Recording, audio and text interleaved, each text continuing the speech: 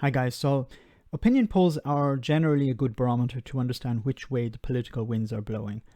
But opinion polls alone are not sufficient. We need to look at other tools. We need to look at other ways of measuring public opinion. Now, a by-election is a very good tool, although it's important to remember that a by-election cannot really be expanded out to the entire country because it's limited to one constituency or one small area. Now, I want to show you the results of this by-election that took place in Clackmannanshire East in Scotland. This was a Conservative-held seat. It didn't change hands, but some of the results are very interesting and could be detrimental to the Labour Party going ahead. So let's have a look at the results. So we had the Conservative Party at 51.2%, up 9.7%. The SNP at 32%, up 1.8%. I'll come back to Labour in a moment. We have the Green Party 5.8%, up 2%, and the Lib Dems 2.9%, down 1.4%. So of course the number we're all interested in here is the Labour Party at 8.1%, down 12.1%. So this is a massive drop for the Labour Party. Now it's important to remember that the Labour Party didn't hold this seat. It wasn't theirs originally. It was a Conservative held seat, so it didn't change hands, but it is indicative of a massive drop in support for the Labour Party. So why has this happened? Why has support in the Labour Party collapsed in Scotland? Now this is just one by-election, but there is a trend of there's a continuous trend of a lack of support for the Labour Party in Scotland. The SNP instead are picking up seats and support the Labour Party had. Now, in this particular by-election, we can see that the Conservative Party gained a great deal. Now, why is that the case? I think what's happening in Scotland is there is a polarization taking place. While it used to be ideological in the sense of policies, it seems now to be down to independence. You have the unionists on one side and you have the independents on the other.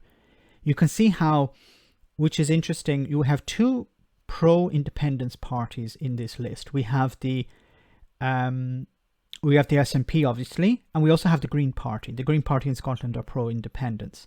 So independents who used to vote for the Labour Party here pro-independence have seemed to have moved from the Labour Party to the SNP and the Green Party.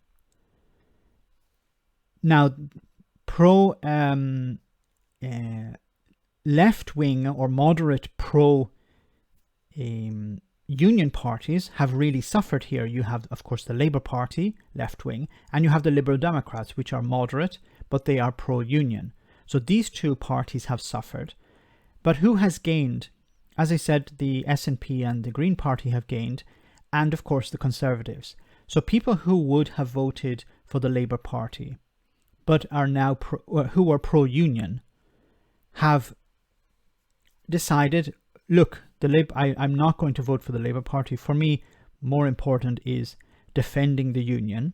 You know, I still don't understand how people think the Conservative Party are defenders of the union when Boris Johnson is destroying the union. But these people feel that the Conservative Party is the pro-union party, so they're flocking to them.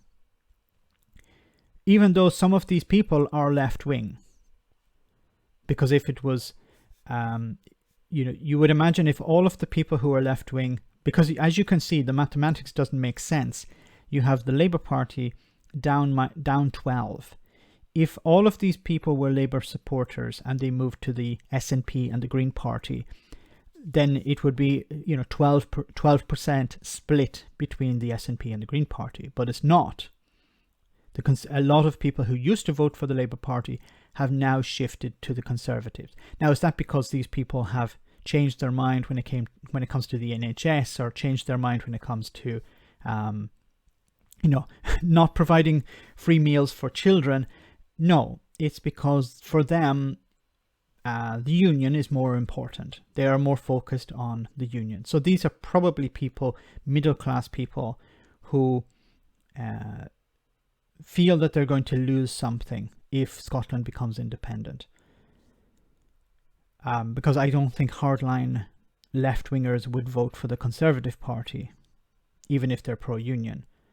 So I think what's happening here is, once again, this polarization that's taking place. The Labour Party are being destroyed in Scotland. I think there's a real risk that the Labour Party will disappear in Scotland.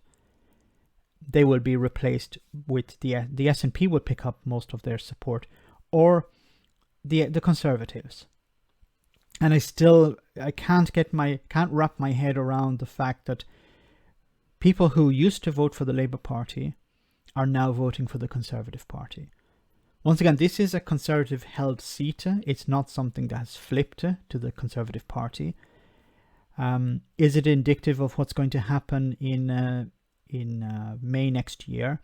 I think partly, yes. It's not an absolute perfect tool to use, but I think what you're going to see now next year is people who used to vote for the Labour Party are going to vote for the Conservative Party. Some of the blame can also be laid, unfortunately, and I know I'm going to piss off a lot of people here, but with Jeremy Corbyn and his supporters, because the current leader of the Labour Party in Scotland, Mr. Leonard, he is a supporter of Jeremy Corbyn. He's a friend of Jeremy Corbyn.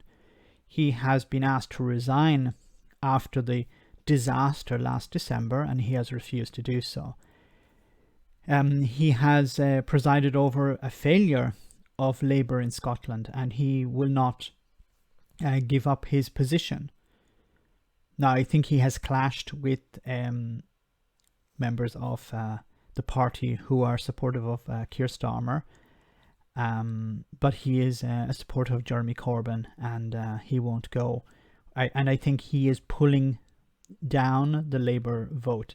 But I think even if he was replaced, I don't think it's going to make much difference, because at the end of the day, the Labour Party voters are making a decision. Do we support the union or do we support independence? And they are splitting. Once again, this is a conservative constituency, so it's not easy to understand how this could be emulated in other parts of the country. But I do think it's a desperate situation for the Labour Party in Scotland.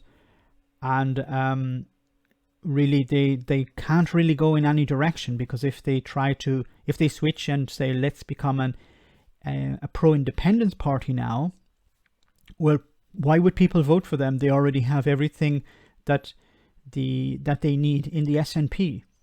While if they say, let's abandon our left-wing ideals and move in the direction of the Conservative Party, well, people would decide, well, what's the point in voting for a semi-conservative party? Let's just vote for the Conservative Party.